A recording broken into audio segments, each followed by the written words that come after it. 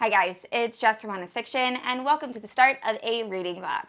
So for this reading vlog, I'm going to be reading 3 different fantasy books that all released on September 27th, which happens to be my birthday. So when I was filming my September and October anticipated release video, I realized that there are a bunch of books coming out on September 27th that I was really looking forward to.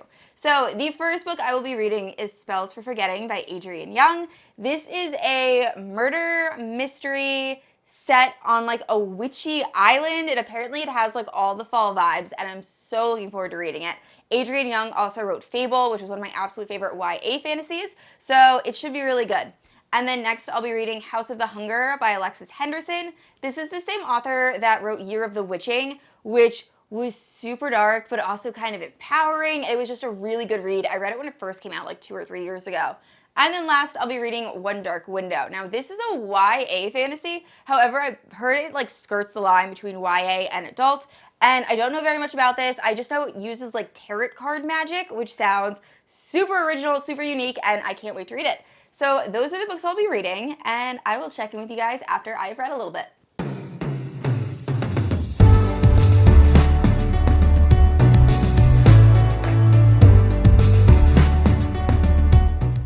Hi guys, welcome to my backyard and the first reading update. So I'm about 80% into Spells for Forgetting by Adrienne Young, and I have so many thoughts, so I'm going to keep this completely spoiler-free.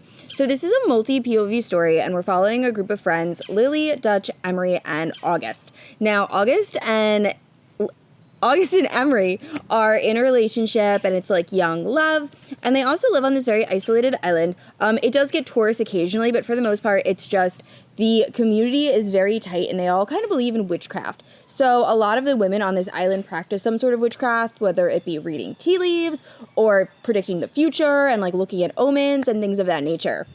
And also normally when you are born on this island, you don't typically leave. So most of the times the older generation will just pass on their shops and everything to the new generation, and everyone just kind of stays there.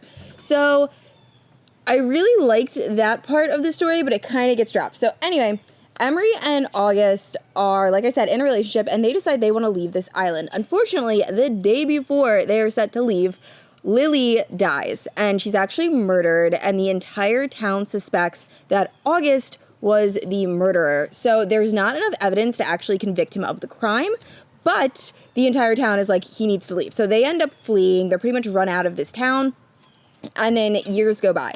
So Emery ended up staying on the island. She's now running her mother's tea shop, and she's just heartbroken over August, and she doesn't believe that he could have killed Lily. Then August actually ended up going to college, lived a pretty normal life, and his mother ends up passing away. Now, his mother left in her will that she wanted to be buried on this island, so even though he really doesn't want to go back, he brings his mother's ashes back, and as soon as he gets there, the entire town is like, no, and they don't want him there. So we find out that everyone is harboring secrets regarding the orchard that's on this island, and also what happened the night that Lily died. So it's really a murder mystery. I really do wish that Adrienne Young, I know she's able to write like such atmospheric books. Like, she's the author of Fable, and that is probably the most atmospheric book I've ever read.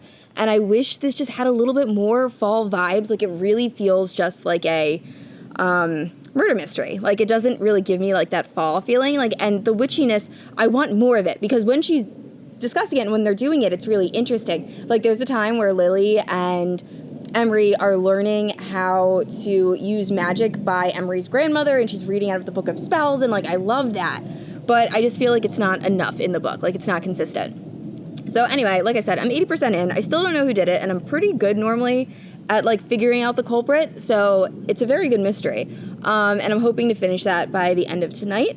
And then I also just started House of the Hunger by Alexis Henderson, and I'm really enjoying it. The premise is really cool. I'm only like 4 chapters in, but we're following this girl, and she's been raised in poverty. She's living in the slums, and she sees an advertisement to be a blood maiden. Now, blood maidens are really looked down upon in this community.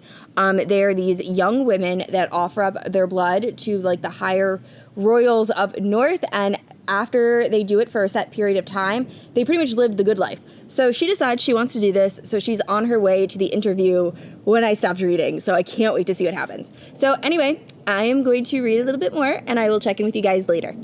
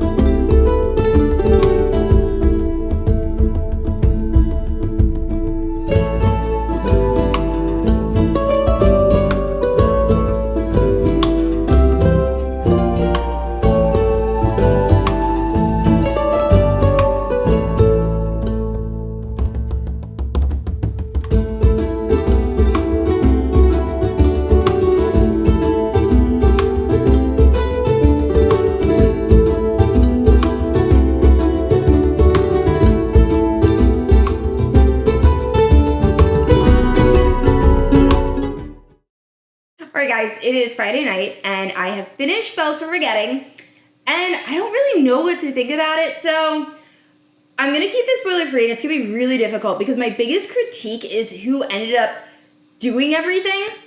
So I feel like when we find out who actually did it, it really came out of, like, left field. There weren't a lot of clues that suggested that this could have been what happened, and I wish, like I said in the last clip, that the witchy aspect was just more consistent throughout the book, because the very end of the book almost made it horror. What is my cat doing? Almost made it feel kind of like horror-ish, and the entire book didn't feel like that. So I don't know, it just felt kind of weird. So I like the mystery, I like the story. My cat's gonna knock over this camera. Sorry, babes. But yeah, so I think I rated it 4 stars. Like, I really did like the murder mystery. I just wish it felt more like autumnal and felt more like fall. So then I am now reading House of the Hunger. Oh my gosh, this is the creepiest book I've ever read, but it's probably only gonna be creepy to me. So I am terrified of needles. I went to therapy as a child. I went to get hypnosis. Like, I'm not okay when it comes to needles, which is really funny because I'm actually like covered in tattoos. For some reason, tattoo guns don't bother me, but needles and getting my blood drawn, it's a hard pass. So I thought House of the Hunger was like just about vampires, and it is kind of about vampires, but it's about these royals that actually like draw blood from the blood maidens via needles. So there's a lot of like description on like veins and bulging and the needles going in. And oh my gosh, I'm just so uncomfortable the entire time I am reading this book.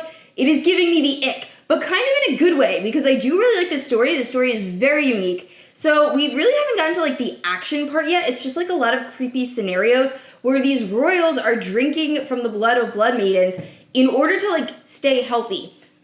But they're also doing like illegal drugs while doing all of this. It's very odd story.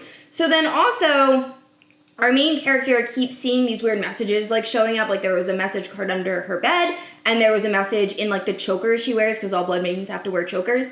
And she's trying to uncover the mystery to what that means. But then there are other blood maidens who don't like our main character because they were like the #1 blood maiden, and now they're not. So it's a wild time. I'm definitely gonna finish it tonight. And then I'm going to start One Dark Window probably tomorrow morning. So I will update you guys after I've read. I'm actually going to watch Hocus Pocus 2 because it came out today, and I'm so excited. My husband's at the Panic at the Disco concert. He went with like a bunch of guy friends. So I'm going to watch that, and I'm really excited. So I will check in with you guys a little bit later.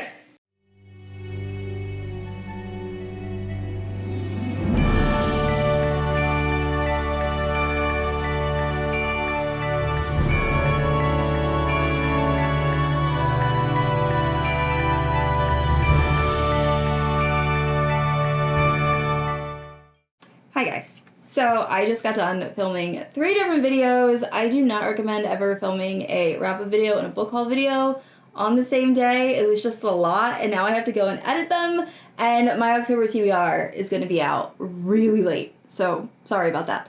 Anyway, I'm just complaining. But I finished House of the Hunger last night, and I don't know how I feel about it. I think I rated it 3 stars. So the only thing that I hate as much as needles and getting my blood drawn is going to the dentist. And that's the other horror element that's in this novel. So at one point, one of the characters is ripping their teeth out in order to show loyalty to another character. And once again, love Alexis Henderson's writing. Like, she is brilliant. And it's very beautifully written, but it's also lots of details that I just didn't want living in my brain. So, didn't love that. Also, the pacing is kind of weird. Like, I love how there were those horror elements, but it felt like nothing really happens in the middle of this book. We're just seeing kind of like one scary thing after another, and like our main character is like slowly kind of putting the pieces together and realizing that something's amiss in this house. But then the end just felt very rushed. Like, we find out a big reveal, and then very quickly, like, I was listening to this via audio, and I think it was around 19 minutes left of the book when we really figure out what's going on, and then it sums up real quick. Also, did not realize this is definitely going to be part of a series. So the end of this book it's definitely going to have another book. Like, we don't know exactly where these characters are going, and it just ends in a way that she could 100% write a second book featuring another house. So I don't know. There were parts of it I liked and I thought were brilliant, and the horror definitely creeped me out, but also I just didn't love the pacing, and I'm still not sure how I feel about it. So anyway, like I said, I think I rated it like 3.5, 3 stars. It was enjoyable, and I probably will read the next one because I'm interested to see what happens with our main character, but overall, just didn't love it. So I started One Dark Window very late last night at like midnight. So I am not very far into it. I'm still kind of just getting the vibes, but I think I'm really going to enjoy it so far. So I will check in with you guys. I have to edit all of these videos and then clean my house because we have family coming over tomorrow, and then I will get back to reading. Alright guys, so a bit of an epic fail. I planned on doing multiple updates for One Dark Window, and I finished it, and this is the only update for it. So I am also not really sure how I feel about this one. That seems to be a theme in this vlog. I did enjoy it, but I saw a lot of people say that it is marketed as YA, but a lot of people said that since the main character is 20, people that prefer reading adult fantasy might still enjoy it. This felt very YA, the characters felt very young. The magic system was really cool though. So in this world, there are these tarot card type things. I forget what they're called in the book, but each one grants the user a power, but it's kind of like the law of equivalent exchange. Not exactly equivalent, but Full Metal Alchemist people, you'll understand. So using the magic takes something from the user. So our main character was sick as a child, and when children are sick in this world, they are normally end up being killed because it says the magic is like too strong in them. So, and if the magic's too strong in you, either you'll like explode and like kill a bunch of people, or you might end up just deteriorating from the magical craziness. So our main character was sick as a child, but her parents kind of kept it a secret, and they thought she got off kind of scot-free without any magical abilities.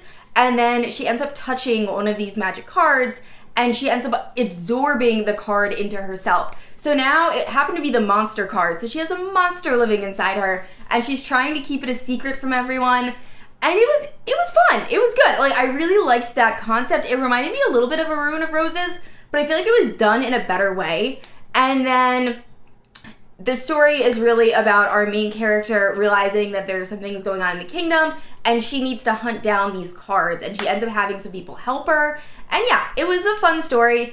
It did end with quite a surprise. I was not expecting the story to go the way it did. So I might actually read the sequel, even though I think I'm only gonna rate this like 3.5, 4 stars. It was fine. It just wasn't to the level of like Belladonna. So I've talked about this in a lot of my videos, but Belladonna by Adeline Grace is like the perfect gothic autumnal YA fantasy. I was hoping one of these books would be like a new favorite, but no, Belladonna is still it.